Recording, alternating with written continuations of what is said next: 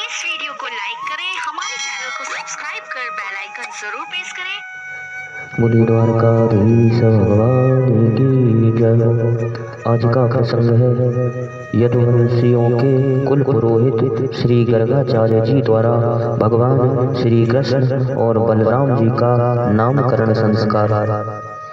कौन कौन से नाम और उनकी महिमा गर्गाचार्य जी ने नंद बाबा को सुनाई, यही प्रसंग सुनाने जा रहे हैं। आशा करते हैं आप इसे अवश्य ही पसंद करेंगे। यह प्रसंग श्रीमद् भागवत महापुराण के 10वें स्कंद से लिया गया है।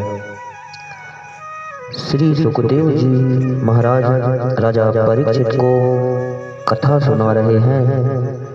कहते हैं, हे राजन, यदुवंशियों के कुल पुरोहित श्री गर्गाचार्य जी बड़े ही तपस्वी थे। वसुदेव जी की प्रेरणा से वे एक दिन नंद बाबा के गोकुल में आए। उन्हें देखकर नंद बाबा को बड़ी प्रसन्नता हुई। वे हाथ जोड़कर उठ खड़े हुए, उनके चरणों में प्रणाम किया। इसके बाद वे स्वयं भगवान ही हैं इस भाव से उनकी पूजा की। जब श्री गर्गाचार्य जी आराम से बैठ गए और विधि पूर्वक उनका आतिथ्य सत्कार हो गया, तब नंद बाबा ने बड़ी ही मधुर वाणी से उनका अभिनंदन किया और कहा, भगवान आप तो स्वयं पूर्ण काम है, फिर मैं आपकी क्या सेवा करूं। आप जैसे महात्माओं का हमारे जैसे गृहस्थों के घर आना ही हमारा परम कल्याण का कारण है। हम तो घरों में इतने उलझे रहे हैं और इन प्रपंचों में हमारा चित्त इतना दीन हो रहा है कि हम आपके आश्रम तक जा भी नहीं सकते। हमारे कल्याण के सिवा आपके आगमन का और कोई हेतु नहीं है। प्रभु, जो बात साधारणतः इंद्रियों की पहुंच के बाहर है अथवा भूत और भविष्य के गर्भ में निहित है, वह भी ज्योतिष शास्त्र के द्वारा प्रत्यक्ष जान ली जाती है। आपने उस ज्योतिषी शास्त्र की रचना की है। आप ब्रह्म देवता हो, श्रेष्ठ हो, इसलिए मेरे इन दोनों बालकों के नामकरण आदि संस्कार आप ही कर दीजिए, क्योंकि ब्राह्मण जन्म से ही मनुष्य मात्र का गुरु है। श्री गर्गाचार्य जी ने कहा, हे नंद जी, मैं सब जगह यदुवंशियों के आचार्य के रूप में प्रसिद्ध हूँ। यदि मैं तुम्हारे पुत्र के संस्कार को करूंगा तो लोग समझेंगे कि यह तो देवकी का पुत्र है। कंस की बुद्धि इस समय विपरीत चल रही है, वह पाप ही सोचा करती है। वसुदेव जी के साथ तुम्हारी बड़ी घनिष्ठ मित्रता है। जब से देवकी कन्या से उसने यह बात सुनी है कि उसको मारने वाला और कहीं पैदा हो गया है, तब से वह यही सोचा करता है कि देवकी के 8वें गर्भ से कन्या का जन्म नहीं होना चाहिए। यदि मैं तुम्हारे पुत्र का नाम संस्कार कर दूं और वह इस बालक को वसुदेव जी का लड़का समझकर मार डाले तो हमसे बड़ा अन्याय हो जाएगा। तब नंद बाबा जी ने कहा, हे आचार्य जी, आप चुपचाप इस एकांत गौशाला में केवल स्वस्ति वाचन करके इस बालक का द्विजाति समुचित नामकरण संस्कार मात्र कर दीजिए। औरों की कौन कहे, मेरे सगे संबंधी भी इस बात को ना जान पाएंगे। तब गर्गाचार्य जी तो संस्कार करना चाहते ही थे। जब नंद बाबा ने उनसे इस प्रकार प्रार्थना की, तब उन्होंने एकांत में छिपकर गुप्त रूप से दोनों बालकों का नामकरण संस्कार कर दिया। श्री गर्गाचार्य जी ने कहा, यह रोहिणी का पुत्र है, इसलिए इसका नाम रोहिणी यह अपने सगे संबंधी और मित्रों को अपने गुणों से अत्यंत आनंदित करेगा, इसलिए इसका दूसरा नाम होगा राम। इसके बल की कोई सीमा नहीं, अतः इसका एक नाम बल भी है। यह यादवों में तुम लोगों में कोई भेदभाव नहीं रखेगा और लोगों में फूट पड़ने पर मेल करवाएगा, इसलिए इसका नाम संकर्षण भी है।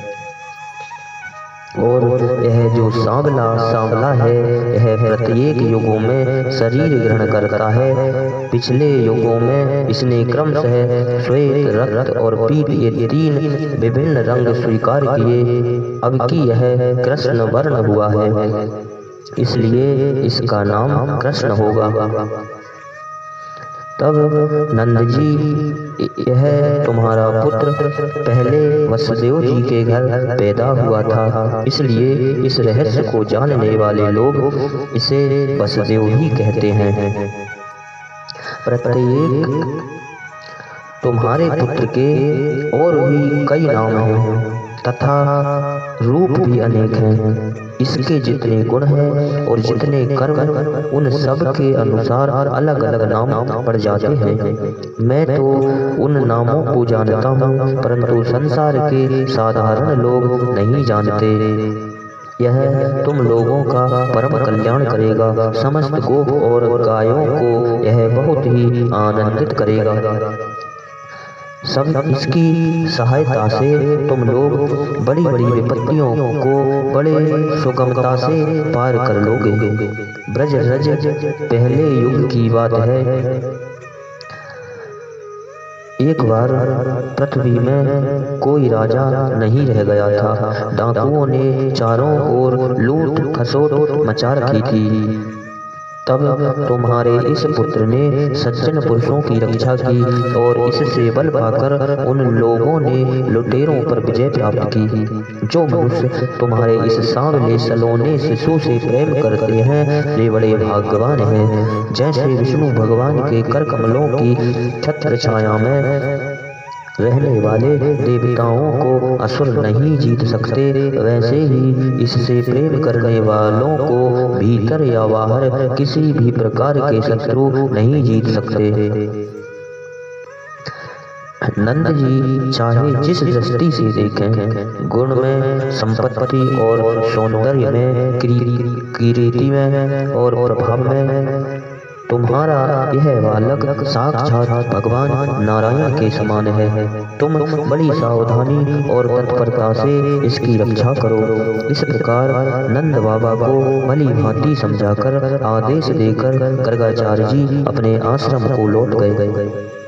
उनकी बात सुनकर नंद बाबा को बड़ा ही आनंद हुआ। उन्होंने ऐसा समझा कि मेरी सब आशा लालसाएं अब पूरी हो गई, मैं कृतकृत हो गया। जब श्याम सुंदर घुटनों का सहारा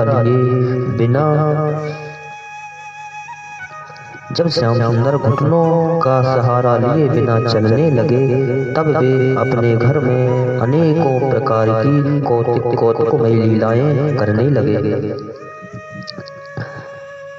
स्वयं निज ग्रह में नाना प्रकार की लीलाएं करते हैं। एक दिन सांवरे सलोने ब्रजराज कुमार श्री कन्हैया लाल जी अपने सोने घर में स्वयं ही माखन चुरा रहे थे।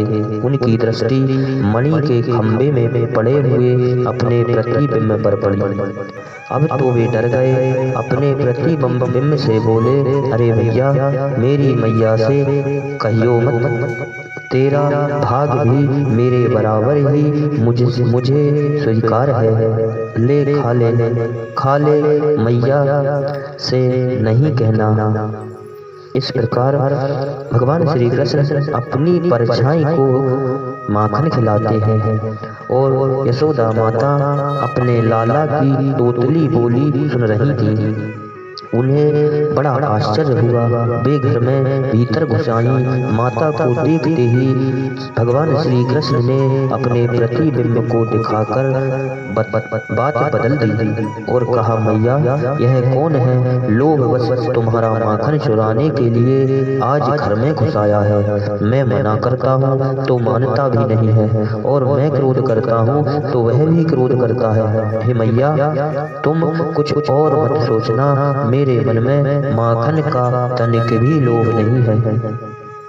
अपने दूध मुहे शिशु की प्रतिभा देखकर मैया वात्सल्य स्नेह के आनंद में मगन हो गई। ऐसे ही भगवान श्री कृष्ण नाना प्रकार की लीलाएं दिन प्रति करते हैं और सबके नयनों को सफल करते हैं। इन्हीं शब्दों के साथ बोलिए द्वारकाधीश भगवान की जय हो।